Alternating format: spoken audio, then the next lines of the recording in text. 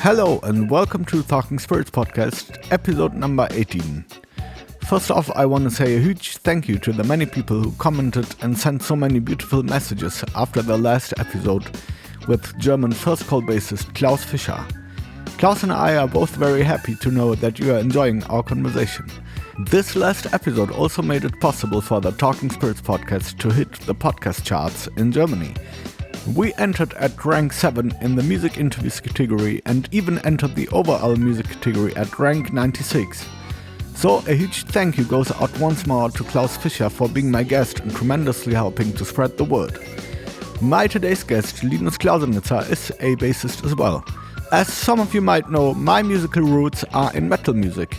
And for a long time already, I really like Linus's fretless bass work with the German progressive death metal band Obscura. Linus is actually not only an amazing bassist, but a really great guy as well, so I was very happy when he accepted my invitation to join me for a chat. We hope you are enjoying it as well, and I will be back at the end of the episode.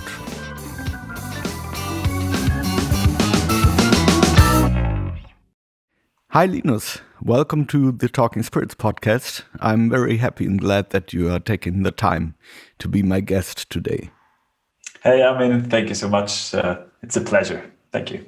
Yeah, likewise, man. Yeah, so maybe we start with the most obvious thing right now. So since, I think, 8 months, we are in a pandemic, global pandemic crisis, which is affecting the life of musicians in many ways. And for the last couple of years, you have been touring a lot, traveling a lot, and so I would like to know, how are you today and how are you dealing with the effects of all of it right now? Well, actually, I think I'm doing better than a lot of other people, just because of the fact that I have a side job as an IT guy, and that brings in the money for my living, for paying the rent and all that stuff. So I'm kind of glad that I have that side job that saves me right now. But of course, I play concerts since, I'm a teenager. And it's the first summer that I don't play any concerts. It's very awkward.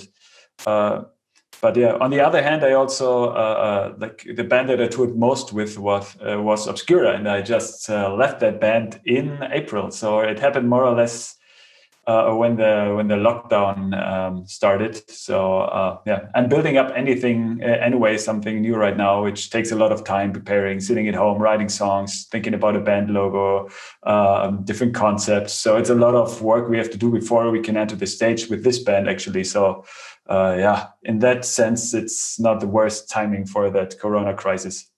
Yeah, I'm glad to hear that because, with many of our colleagues, does not look that well. And they are in a very different situation. So it's great when somebody can say, it's a hard time, but I'm doing well, like you said now. Cool. So let's maybe go back in time for a little bit, if you don't mind. Okay. Your path in music started very early, if I'm informed correctly. Your parents are both musicians, and you started playing piano and trumpet at a very early age before arriving at the bass at the age of 15. So my question would be, like, when you remember your beginnings in music, what comes to mind? What do you think of? And also, how did you come to the bass and decide that you want to be a bass player in the end? Well, very well informed. Thank you for doing that work. The story of, my musical past is very comparable to a lot of other musicians that are in my scene, in the progressive kind of scene. My musical parents have, of course, a huge influence. There was always classical music running in our house, and my father took me to concerts. Very early on, they tried to teach me instruments. I started with a violin, but I think I started with 4, and I went to 1 or 2 violin lessons, and I was just freaking out there. I was running through the room, and I had like a little violin that I still have somewhere, and I was actually hitting it on my head and screaming, and I was like, it was not my thing. Very difficult instrument to play, violin. Yeah, and it's not an instrument that's like what I love about the bass. You take it in your hand and you make the first note, and it sounds like a bass. It doesn't sound horrible, but there are so many instruments that you take in your hand, and they sound horrible if you don't learn If to you don't play have the for a year. technique.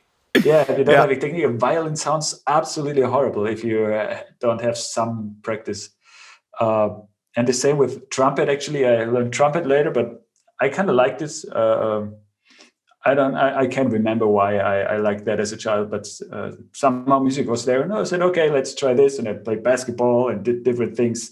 It was just one thing in the list I had interest in, and my parents fortunately had saw my talent in music and put me on a musical school, and there I had to play a classical instrument, and that was first first piano and then trumpet, I think. And I played trumpet in a big band, and that was already very much fun because you know how it is as a musician. It's amazing to like this feeling of a team. It's like when you have some I don't know, teammates in a sport team or something. It's just great when you, I don't know, work on something together as a band. And that's the same what happened with that big band. And we went to, I don't know, rehearsal weekends together, and those kind of experiences were for sure something that influenced me a lot. And yeah, and then at some point I had to get bracelet because my teeth were a mess. And unfortunately, I had to go away from the trumpet at that point. I was a teenager, and I saw my first Iron Maiden VHS. It's Life After Death VHS. A friend showed me, and I stopped listening to jazz and was a super metalhead. I stopped all my other hobbies, and then like metal was my new thing. And yeah, so the timing was perfect. I was actually super happy about that fact that I couldn't play trumpet anymore, and that I finally can play bass, what I was looking forward to. And my father bought me a Fender Jazz bass, and he said this was not like he bought it from a colleague of him, and he told me that if I play a bass guitar, I really need to practice. And yeah, that was also something that motivated me, the pressure.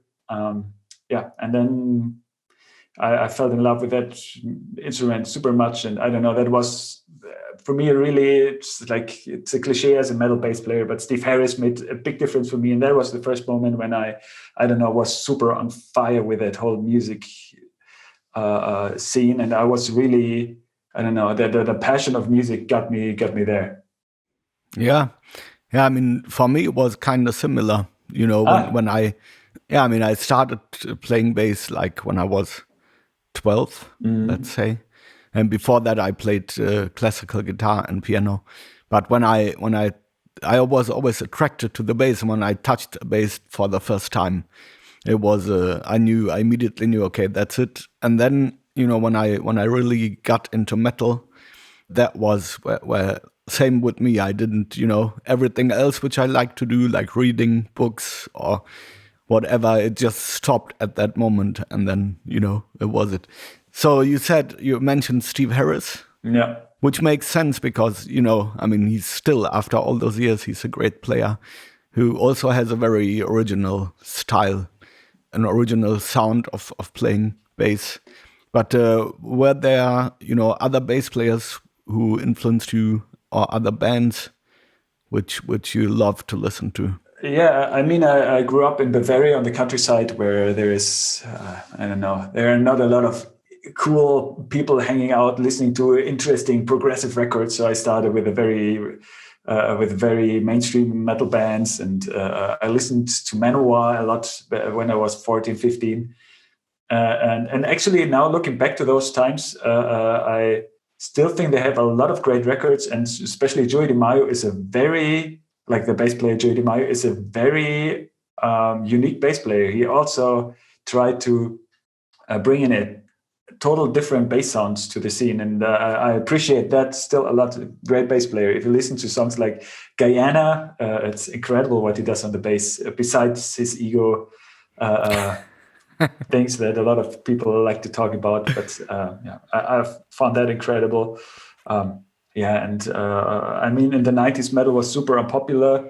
But still, so I don't know. I was not that gothic kind of person. I didn't like new metal. I didn't like Limp Bizkit and all that kind of music.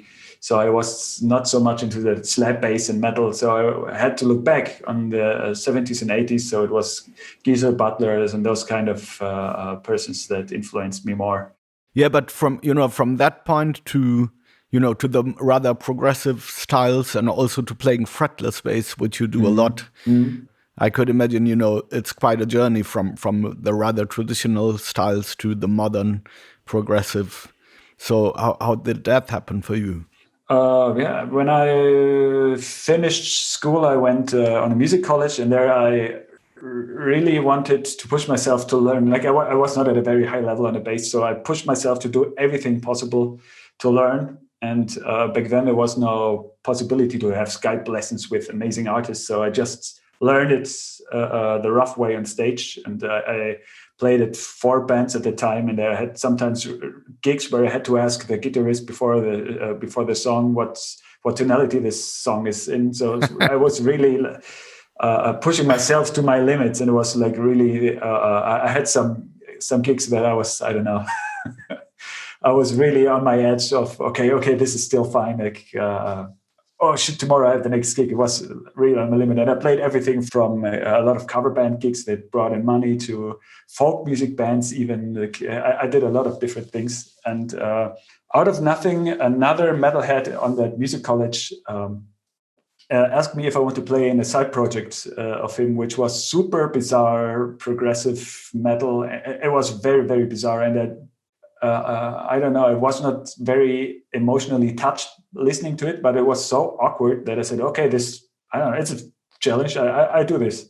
And before I was mostly listening to power metal and I don't know, melodic metal and mainstream metal. And then like this whole dissonant, brutal, super extreme, ugly sounding music touched me very much when I had the first rehearsal with that band, and from there on I kept on playing in that progressive genre, and that was also the scene that in the end later brought me to Obscura and most of my other bands that I played in those contexts. Yeah, but was it at that time that you started playing fretless? Yeah, I mean, at the music college times, I had to play fretless here and there. There were some pop songs we played in a band, and I played a little bit of fretless, but I didn't even own a fretless bass when Obscura gave me the call back then. They asked me to play 2 tours, and I actually had to buy a super cheap bass on eBay, a 6-string fretless bass. I like, how much time did I have? I liked a month or so to learn the songs, and so I had to buy a bass very fast.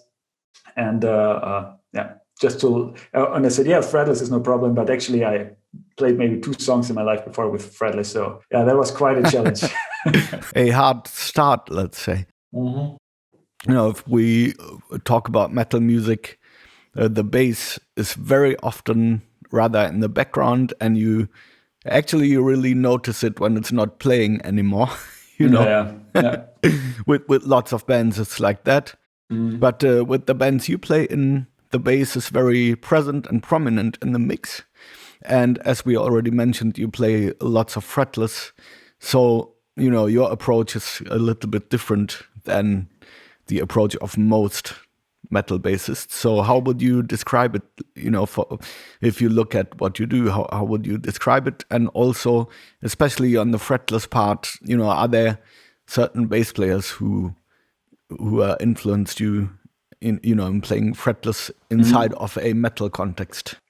When I started to play in Obscura, I had the big benefit that I was thrown into the situation and I had to deal with it somehow. So I had to create my own techniques and work it out in that way, and that already gave me a certain, I don't know, unconventional way of playing the fretless in metal also, and it gave me also, I don't know, like that. I enjoyed it very much from the beginning on. So I think that made my playing kind of unique. And then another thing that is really helpful and that I would recommend to every bass player is getting one band or one project and working with this band for a very long time, because I started playing in Obscura and I had to play the material from the previous bass player for 3 years before I made my first record with Obscura. So every night we toured our asses off. So we played those every night. We played shows, and every night I tried to play the bass lines a little bit differently. And I don't know. I had to. When you are on stage, you have so much concentration and so much focus on what you play that you would never have if you're alone trying to develop something new at home. So I think that led to something that, I don't know, I concentrated on this one thing for so much time that somehow I got my own style that way, which I'm very happy with, because that is very, very hard to achieve, I find. Yeah. I agree. But did you, for instance, I mean, in metal, there were some players who already started playing fretless in the metal and also in the progressive death metal. Let's say one would be Steve DiGiorgio. Yeah. And the other one would be Sean Malone, who played on the Cynic albums. Yeah. Did you also listen to those guys?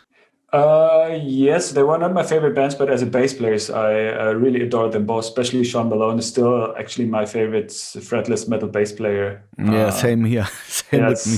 Incredible, that guy. And what I find very great about him, he has. I saw myself always as a metal bass player, and I like to hit the bass very hard.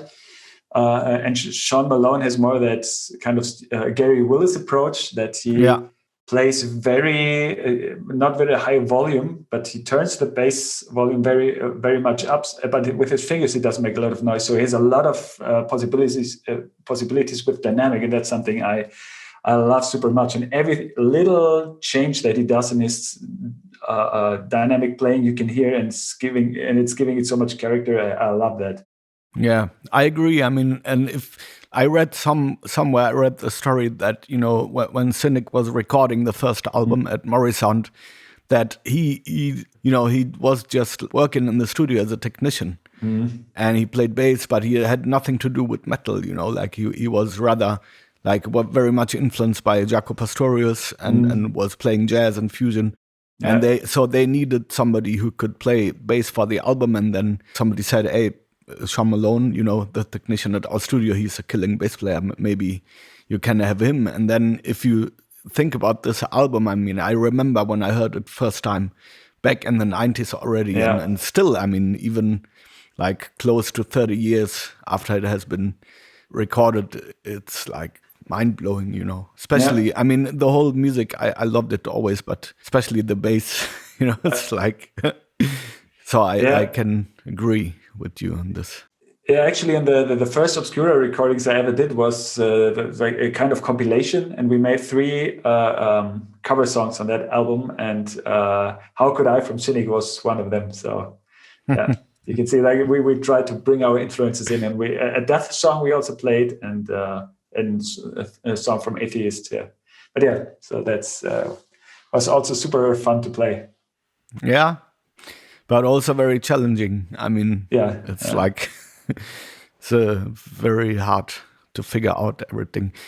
You know, the style of music you play, you know, and also your style of playing is very challenging and demands lots of practice as well, you know. So do you still practice a lot? And how do you approach like the technical element of it all, and also like memorizing the complex song structures? Yeah, that's a tough question. I think a lot of it has to do with pressure. Like really, that okay, we have that tour in a month. I really need to learn this now. Like that kind of pressure always helps me.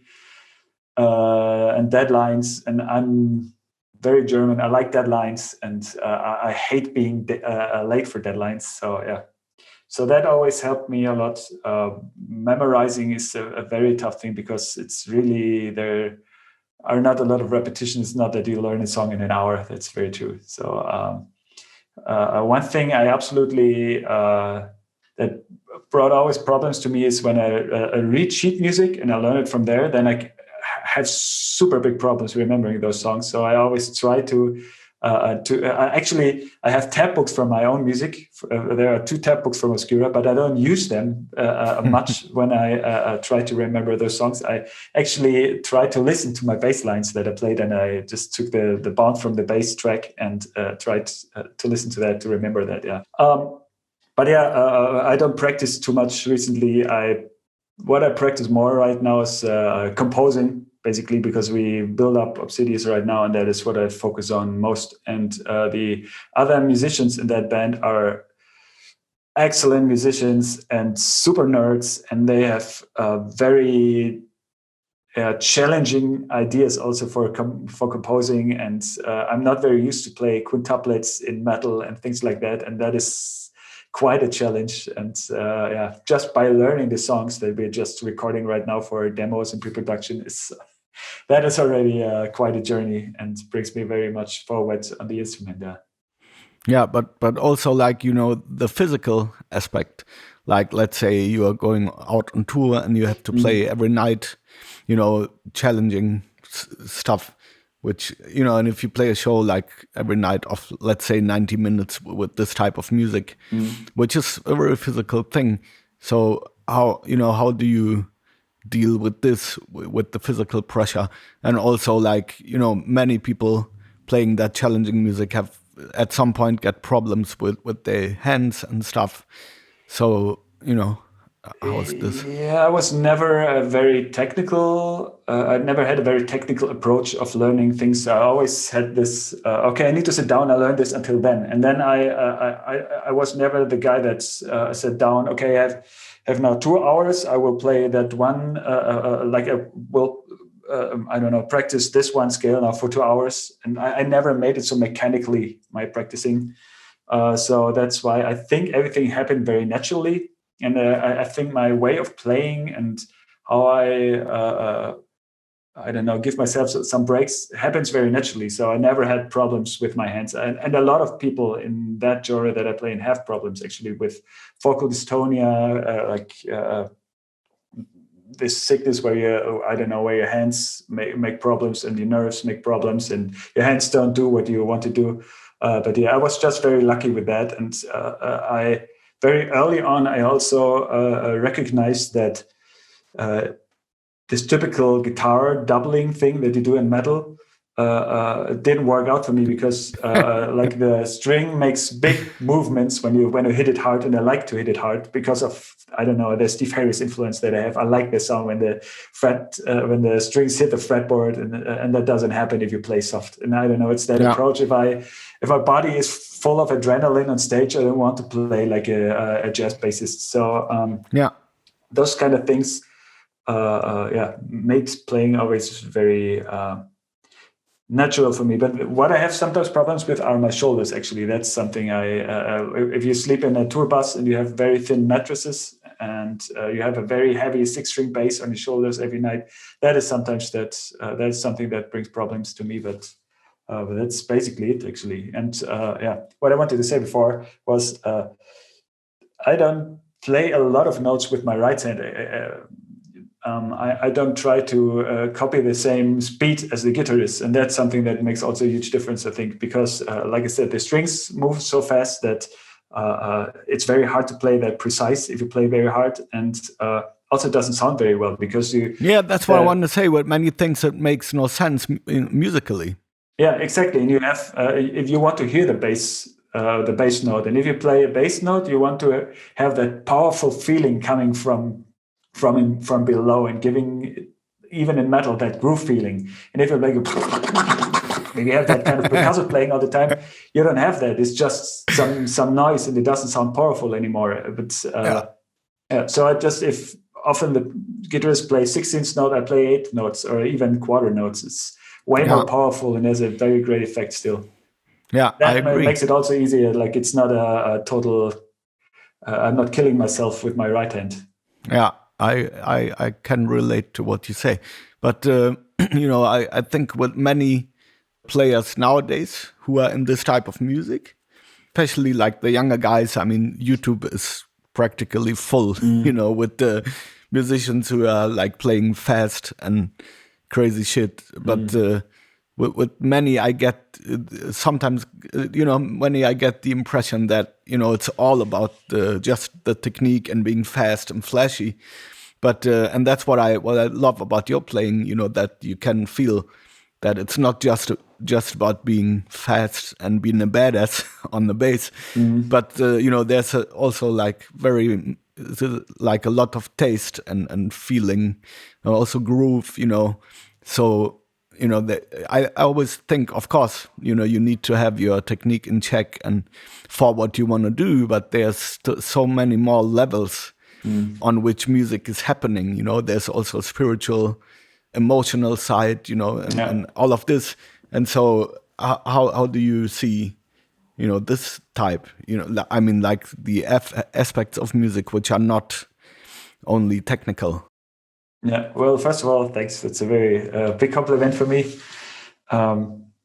Since music is something emotional, I always try to bring that aspect in on purpose. And then with my first band, I did it already. And I like that Steve Harris, for example, like that whole approach of not copying the guitars all the time forces you to do something else here and there. And then there you have a lot of mid frequencies free very often because the guitars are very low. You have the mid frequencies. And if you play like melodic lines, it makes mostly sense that you try to play something emotional or to support the emotional aspect of that part. And that's how I do it, I would say. But yeah, I think it has a lot to do with the way I grew up. If I learned to play metal on stage, more or less. I had a cover band that I played almost 10 years with, and we played on biker parties, and I played Maiden, Metallica, and all that stuff. And we loved that energy on stage with those bikers. It was a very raw thing. It wasn't an amazing sounding band, but it was so rough, and that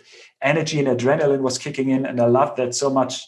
And that influenced me still a lot of views. That's why when you saw me with Obscura live on stage, I'm jumping around a lot and I'm smiling like an idiot. And that's very atypical actually for death metal, but it's true. For me, that joy is, I don't know, very, very important for me. And I think if you, I don't even blame the young generation. If they grew up playing with themselves all the time, alone at home in front of a camera only, it's, where do you get that feeling from? You have more of that kind of sound aesthetics that you work on more than like, I don't know, working on the adrenaline of your music. It's more between just the beauty of the sound aesthetic that you can work on. Yeah, and that's what you said earlier. How important it was for you to make the experience of playing music together with other people, with other musicians. And it was the same for me. And I also would say, like, with all the different things I have played and done over the years, I really learned the most in playing together with other musicians. Yeah, and if you only watch YouTube videos all day and you watch the same YouTube videos as all other bassists to learn the bass, you will sound the same. It's another factor. And if you don't learn bass only from other bass players, but if you learn it on stage, being in a band, you have to improvise and to be creative. There is no other choice. So I mean, recommending that right now is kind of awkward because it's simply not possible to learn things on stage. But maybe if you're a bass player and you listen to this, maybe it's a good idea to at least compose with other musicians right now, or I don't know, work with one of those softwares that give you the opportunity to play without latency together with other musicians right now. I mean, luckily there's lots of possibilities, and I would also say, I mean, actually, it's so amazing when you come together with other guys. And because everybody has a different feel, different perspective, different things they have found out, and so it's like that's to me like is one of the most beautiful things about music, that we can learn so much, and actually this never stops. Like the learning experience will stay with us as long as we do it. Yeah. And I'm very often very lucky because I play with musicians that are better than me. So same here. Yeah. I mean, actually, that's the best way to learn. And also, when I was younger, I always liked to expose myself in this kind of situations. And there were lots of situations where it was like somebody asked me to play with them, and I actually was a way too high for me, but I always said yes because I knew if I can learn, and so just jump in the water and try to not to go down, you know. Yeah, and the good thing is that was also pre-YouTube time, so if you fucked up something, nobody cared. And the mistakes is what makes you learn. Yeah. Yeah, it's a part of it, definitely, yes. Yeah. But like the instruments you play nowadays, the basses you play nowadays, they are also rather unusual, let's say. Could you share a little bit about the basses you play right now? Yeah, well, first of all, maybe I got to say that I love having instruments that are not, everything that is not standard is interesting to me, because I know there are very many bassists that say, well, what can you do on a 6-string bass that you can't do on a 4-string bass? And the 4-string bass gives you so many options already that you don't need anything else. And if you can play like, I don't know, James Jameson, then you're a master already. If you can, like, you cannot get to the same level, so work on that instead of, I don't know, working on a 7-string bass. And I have a very different opinion to that approach, because I won't ever be a James Jameson, and I won't ever be Steve Harris. So the only thing that I can work on is myself. And being myself, I like to do things differently. And if there is an instrument that most of the people don't play, and I see, oh, I can do weird stuff maybe with it, then I will try. And sometimes it works out, sometimes not. So yeah, that's basically my approach. So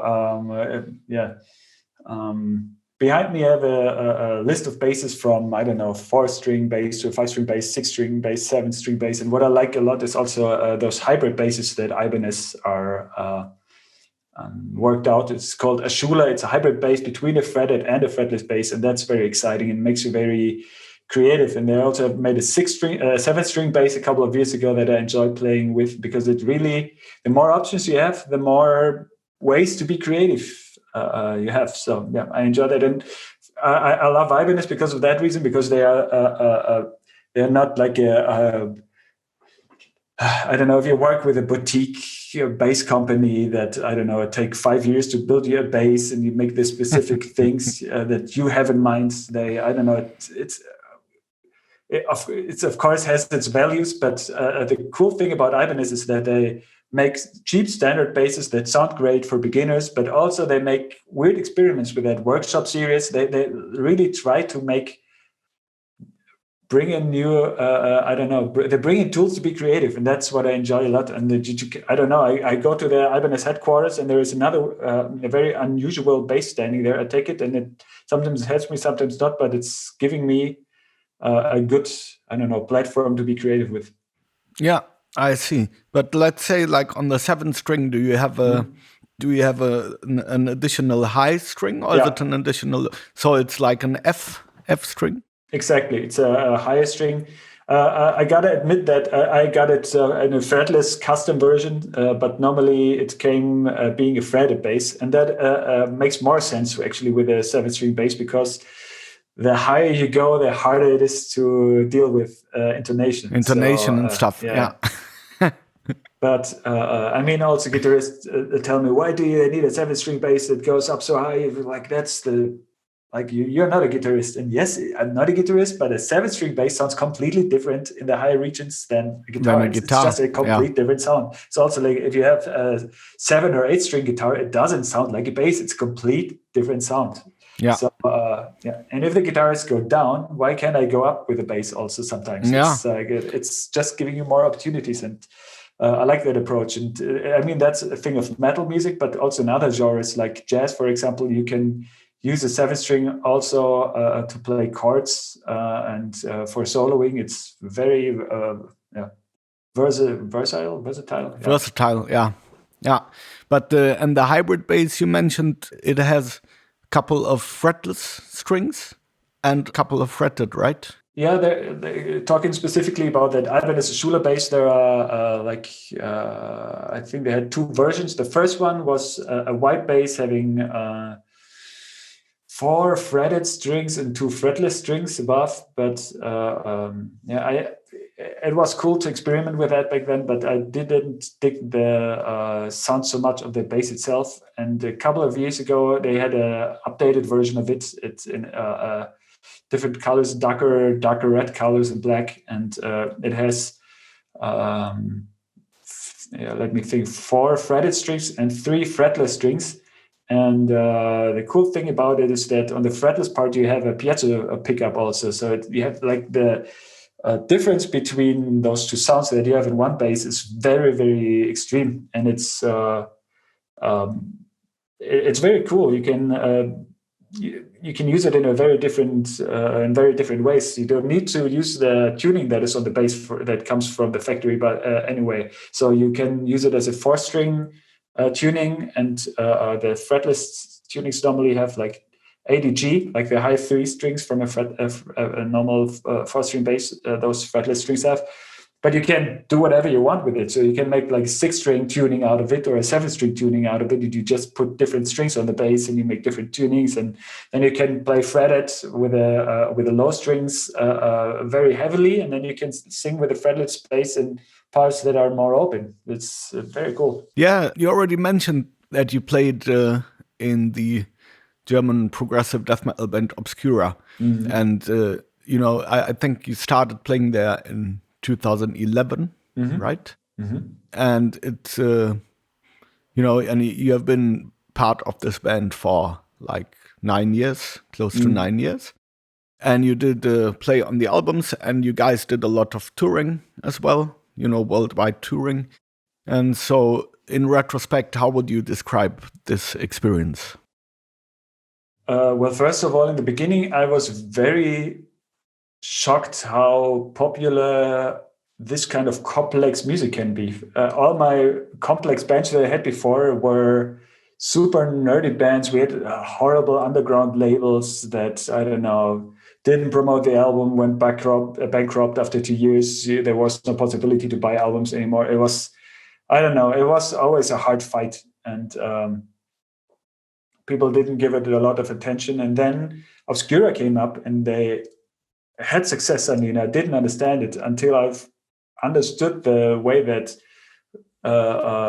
virtuos music go viral on the internet. So that first song, Anticosmic Overload, that came out from that band, was going through the roof. People loved it, and it was shared a lot. So yeah, it's like, how the internet works. You make something extreme and people share it. And back then that was a pretty new thing in metal. And that kind of style went big that time, and I was lucky to be in that scene. And I toured with them very early on, a lot in the States, because that's where this kind of, like, maybe some listeners don't know this term, it's called technical death metal, what Obscura plays, this scene. And this is mostly popular in North America, in Canada and the US. So we toured with it in the US, yeah. And especially remarkable, I think, is what you just said, is that Obscura is a German band, and many of the bands who are like really big in this type of music are from the States. So. Yeah, that's very true. But the origin of technical death metal comes actually from a band called Bassist, and which is also a German band, actually founded by a Turkish guitarist. That was mostly the first band. It's still like the legendary band that had actually 2 band members that later left Bassist and made Obscura what it is, actually. Obscura had an album out before Cosmogenesis with that single Anticosmic Overload I was talking about, but that first album was not successful and it was not something very unique. And then those 2 Bassist members came in that I still make music with. That's I play with them in my second band, Alkaloid. With those people, this whole German tech death machinery started, and we are still more or less the only band in Germany with that kind of music. It's like in France, there are some bands that are pretty cool. But that's more or less in Europe. Then most of the bands are from North America. A lot of Canadian bands. It's interesting. And since the internet made Obscura big back then, we had the opportunity, like you said, to tour in a lot of places. We never played huge stadiums. We mostly played underground death metal shows and some festivals, but we could play them all around the world, what made I don't know, me being a young 20-year-old bassist, that was an amazing experience. Of course, flying to in 2011, we made a Southeast Asia tour that I think was still my favorite tour to this point. We played so weird places. And like I always think back about that one concert we played in Surabaya in Indonesia, which was back then a place where not a lot of metal bands came to. Like that's conquering the world with different bands started when the internet became bigger and bigger, and people used YouTube. Then later, and Iron Maiden made this Flight 666 tour, and like it's very normal that the metal bands and pop bands play in different continents, but the big, I don't know, the time when we toured back then, 2011 was the time when internet got big and the normal CD market started to break down. So we had, for example, this concert in Indonesia where we played in front of a submarine from the Second World War. They hung our backdrop on the submarine. Then the whole stage was covered in flowers because they saw, okay, it's a concert. They didn't know what the difference between a metal concert and a classical concert is. And then the concert was in an old swimming pool. So we were standing like on the top, and people were standing in the area where there was water before. So it was very, very awkward, those sceneries, and they made the trip very unique, of course. And those kind of experiences were great. And we toured through Australia, Japan. I was 3 or 4 times, North America regularly, Europe. It was amazing. Yeah. Also with Alkaloid, you played one show in Egypt as the first German death metal band to ever play in Egypt. So also that is very true. This has also to do with the fact that metal got more global in general. And how was that experience for you? You know, to go to a place like Egypt where like the metal culture, I could imagine, is not as free. To, you know, if you're a metalhead, you cannot live it as freely as we can do over here in Europe. Yeah. Maybe I need to tell a little story before, because we were also very lucky with Obscura, because the way that musicians normally live as studio musicians, it used to be like that you are invited into a studio and you play something there. But with the internet, also more, and like having music equipment that is way more cheap and way more accessible nowadays, and music software, way more productions are done. And a lot of people do it from home, and they invite you as a session. Like there are not a lot of six-string fretless bassists out there that play metal. So they often book me as a bass player and the other guys for session work. And there was this this guy from Egypt called Nada Zadik, which is an artist who invites a lot of different session artists all around the world for his projects. And he worked also with a lot of musical friends from me. And he played concerts with Hannes and Chris played there on guitar on that concert also in Egypt. And so we decided, okay, cool, let's bring also Alkaloid as a support band to this concert. And Aborted was also playing, I can remember.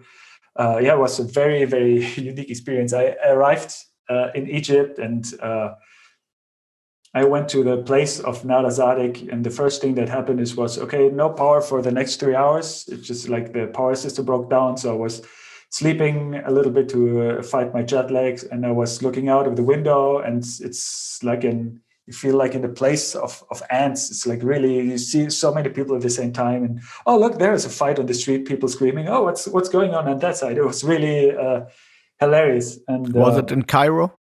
Yeah, in Cairo it was the concert, and it was not long after all the riots in Egypt, so it was very unstable, and we visited those typical sightseeing points, and they were completely free of tourists, so the country was struggling at that time a lot and was politically unstable. And then when the concert happened, it was also a super bizarre experience. It was a venue that was had no walls, and to the right we could see the Nile. So we was like standing on stage, seeing the Nile in the darkness with all the skyscrapers being reflected in the water. It was very very unique. And then we had a lot of talks with the fans that were very excited because not a lot of bands come to Egypt.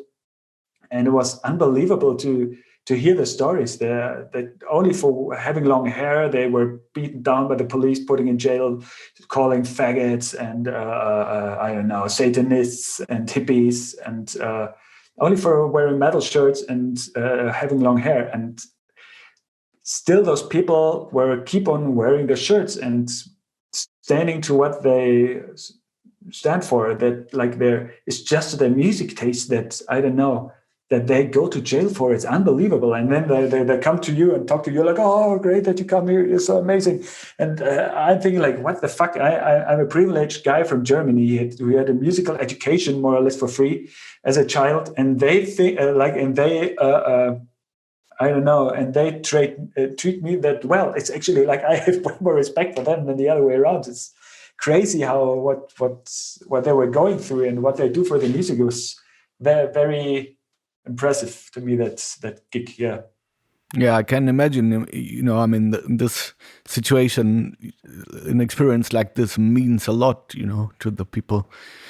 Yeah, but so when you left Obscura in April, the drummer Sebastian Lanza and the guitar player Rafael Trujillo, they also did leave with you. And as you already mentioned, you guys formed a new band called Obsidious. So what can you tell about the new band? And, you already mentioned that you guys are right now working on the music. And so I could imagine many fans are very curious and interested to what's to come. So what can you say about it right now? Well, we cannot tell too much yet because we want to keep everything in secret. So at that point that we want to come out with all the informations, logo, the full lineup, and those kind of things. We want to have everything prepared. And I don't know, we are not persons that do things with, I don't know, half-assed. We really want to have it like the full concept standing when we go out to the public. And we are talking with different labels right now, and really, really working our asses off for music right now. I never spent so much time in my life for composing. Every time we composed for Obscura, I composed a song, the other guy worked a little bit on it, and then it was on the record. And we were happy if we had enough songs for a record. It was a real struggle. Now it's completely different. We spend so unbelievably much time for everything, and we have I checked recently, we have 18 song ideas that are more or less completed on the server, which with that kind of complex music that you don't write like, I don't know, in a punk song on one afternoon. It's really incredible. And we only take a very few percentage of the songs that we work on because we need to make something new.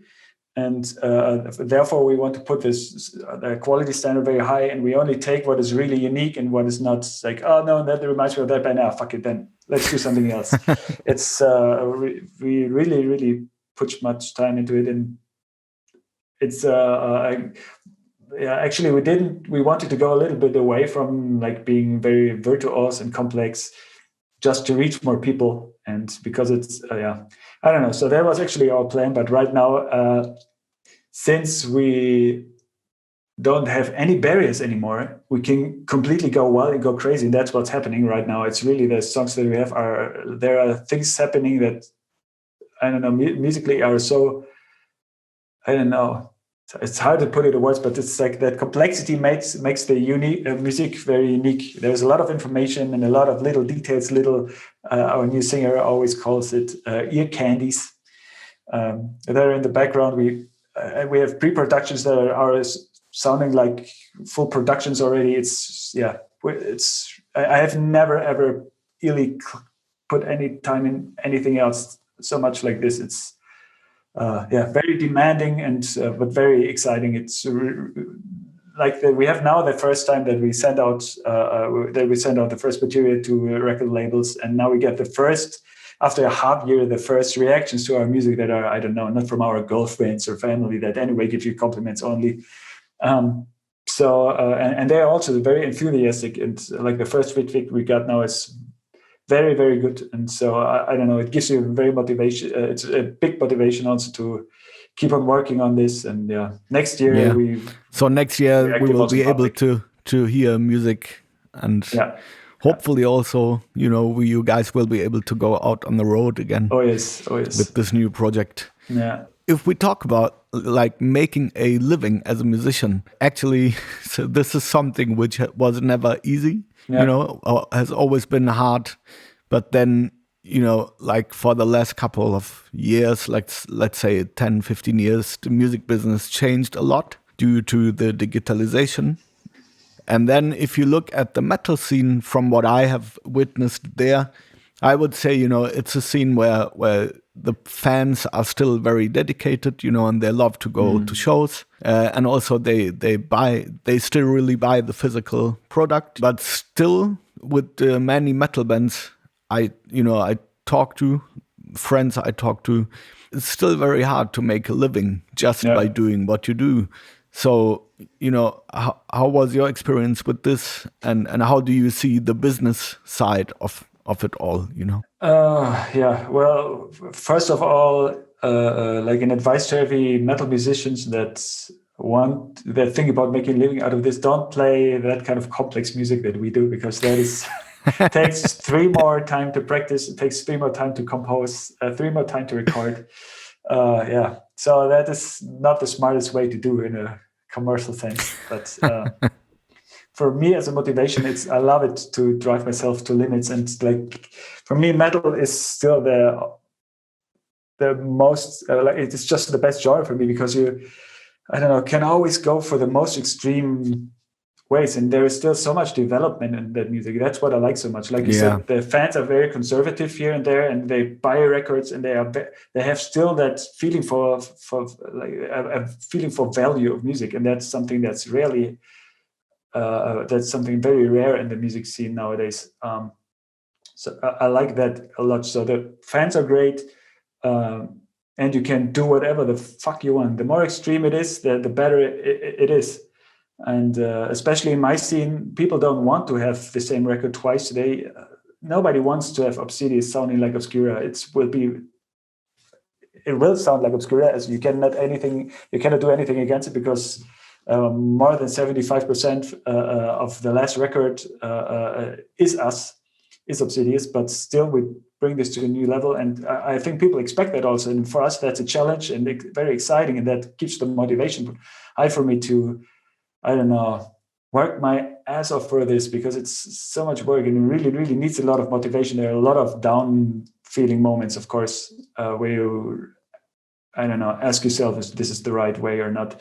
And I don't have a hate against the digital developments, because, as I said before, that's what made Obscura big.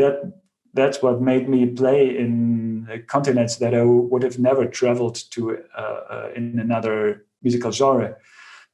And also my session work is really something that is depending on the internet. So when people book me, I was never booked into a studio, never, not even once.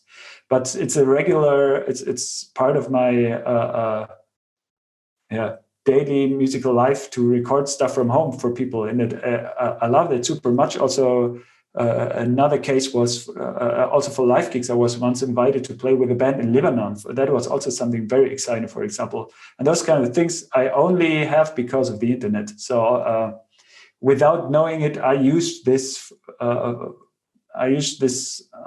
benefits of the internet for myself. So that's also why I sometimes gave presentations and keynotes to on musical schools about what possibilities there are in music nowadays to make money. And because mostly in those musical schools where you get a music degree, there are mostly more or less retired studio musicians from the 80s that just talk about the good old times and tell you how you be good in everything. And but they are not working in the business as it is nowadays. Yeah, exactly. But so they teach you how to learn to play like those 5 bass players, because that's what they need in the studio.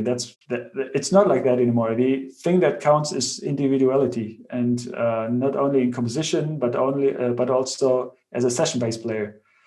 So that is something that I enjoy. Also, like playing all the time sounding like others, it's not something that is very enjoyable. So I really like that people give me session jobs to have my sound on it. Yeah, because they want you, and you can do things which nobody else would, Yeah, and that's exactly what is great. So I love that aspect, and I even find it very interesting. I saw recently a discussion about the metal scene in Corona, and one person said that actually it's great that metal fans are so dedicated with analog products like CDs and shirts, but right now that doesn't help. Actually, the metal scene is not digital at all. There are no big successful metal podcasts or metal YouTube channels. That doesn't exist.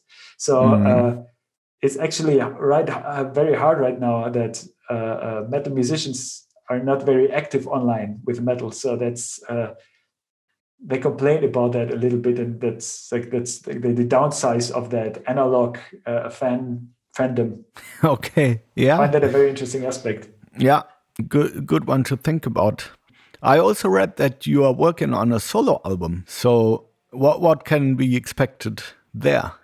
Yeah, that I gotta admit that has a lower priority because I started to write a lot of material already for the new Obscura album that was to come up before I left. So there is some material from there that also didn't fit to Obscura, and also that doesn't fit now to Obsidious or Alkali, my other band. And with that material, I want to create a solo record, and I just also for the very first times in my life in that Obsidious process, I was sitting down and writing music without having any sound goal in my head. I never said, okay, the album needs still a song that is a little bit like that. I never have that in mind. I just start to write from, I don't know, with a complete blank page, I don't know, no certain goals how this has to sound, or that I need to think, okay, yeah, this probably won't fit. So there are a lot of songs that are way less heavy than Obscura and that are very melodic and that don't fit anywhere else. So yeah, when the concept is there for the first Obsidious album, that's the next thing I will focus on, probably organizing all those stuff for the solo album. Will it be instrumental? No, also with vocals?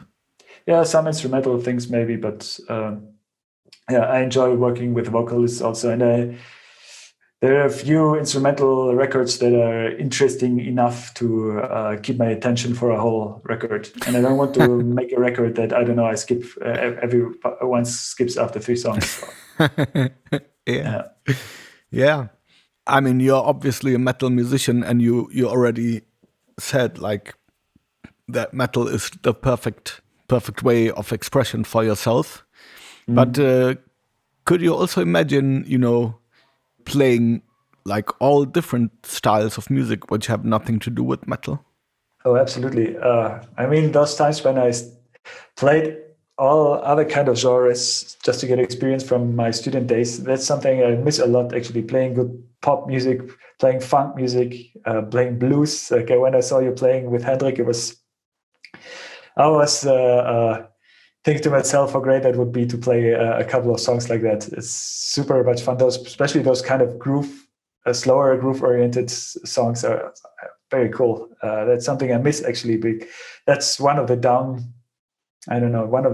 bad things about being the fretless guy in metal is you will do most of the time fretless bass in metal. So it's not that, I don't know, Sarah Connor will call me to ask if I play the next tour. That won't happen. So, but yeah, actually it's something I enjoy, and yeah, it's actually pity. If I would have time for hobbies, maybe I would start to have a band again in another genre. Well, so basically you are very much open to also going different ways. Yeah, and that's very important anyway. I mean, how can you develop if you don't get influences from other genres? It's I don't know. Yeah, for me, I mean, as a bass player, Rocco Prestia died recently. That was a big thing also for me. That's a big influence on my playing that, I don't know, probably a lot of other metal bass players don't have. Yeah, they don't even know about. Yeah, but I mean, he really invented his own style with all the 16th notes and funk. Yeah. With all the experience which you have gathered over the years, when you think of like young musicians who are right now starting out and they feel like they want to make music for a living. Would there be any tips or recommendations you would give to them from your point of view? It's so hard to do it right now because I have no idea how the life of a musician will be in 2 years, and like where to focus on. All I can say is focus on so many, I don't know, things that make you unique. That's like being unique is the one thing you should go for.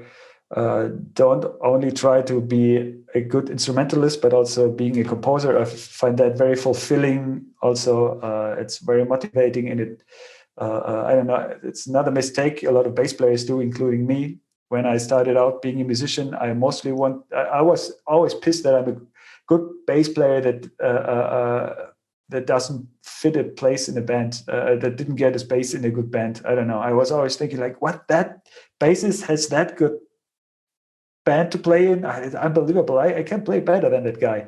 And it was a lot of frustration, and that was very stupid. It's always the positivity that can make a difference. If I would have said, okay, then if I don't find a good spot in a band, then I maybe should do something on my own, make a great band. That's actually the way of thinking that you should have. And that's what I would tell the younger me, I guess, to be less pessimistic. And like I said before, musicians love to complain and business is shit, and I don't know, there are too many bands out there. Yeah, but there are not a lot of bands that sound unique. There was never a time as a bassist to sound more unique than right now. There are so many boring basses out there and standard bass sounds that are programmed and that go for the same equipment, all of them. It was never so easy like right now to stand out. Yeah, I agree. And also, I think playing is one part of it, and you need to have your shit together, so to speak. But from all the experiences I have made, I would also say, I mean, there's lots of people who can play, but the personal aspect, especially when you go out on the road, you go on tour and you work together with other people and you are traveling for long periods of time.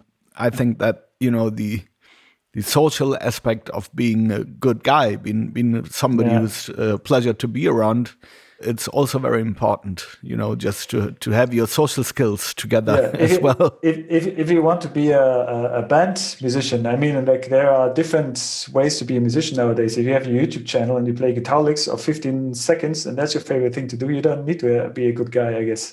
But if you want to play like your heroes from, I don't know, 80s, 90s, or like from the bands that you like to play in, and I totally agree. Don't be a dick. But that's not only a musical thing. Just don't be a dick.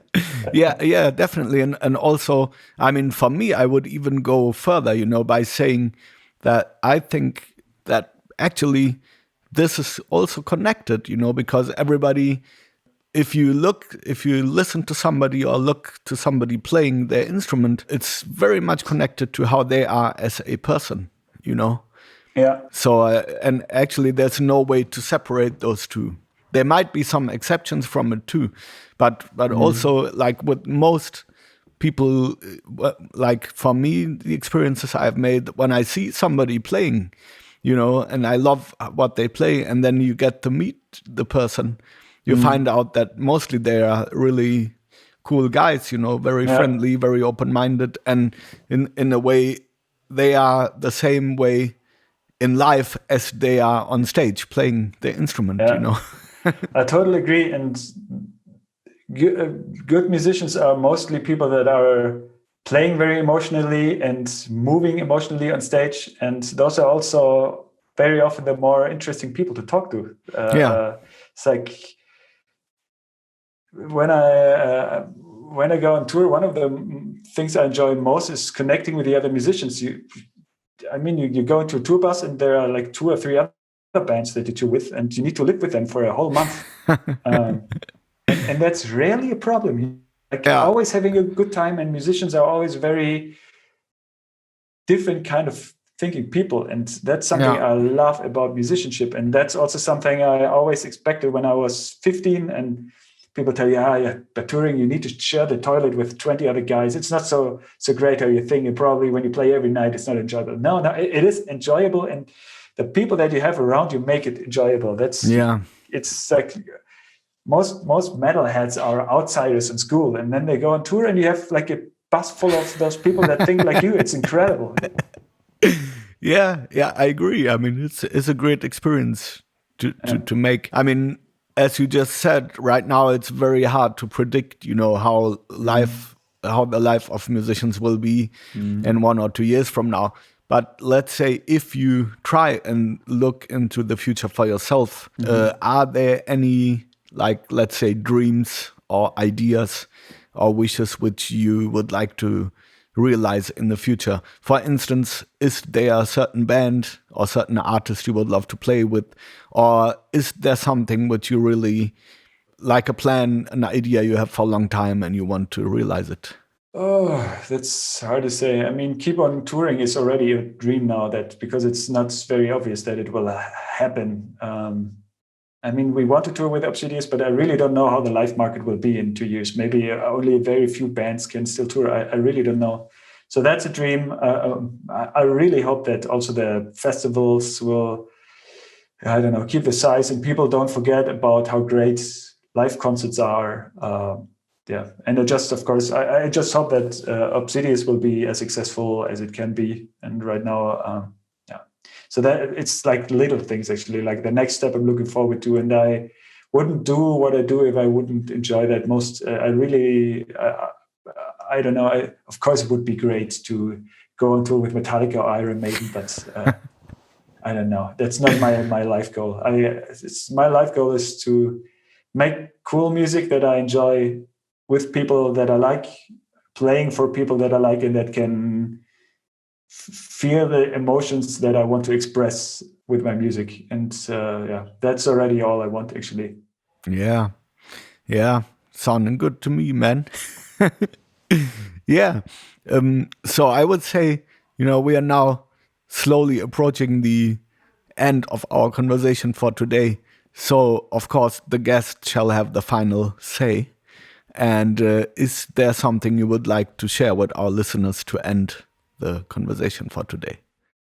Well, first of all, thanks, Armin, for having me and for being one of the positive persons in the music scene that, I don't know, dealing with this situation creatively and positively, and, I don't know, create less suffering in the world with this podcast. And, I don't know, being a great musician, being a great guy.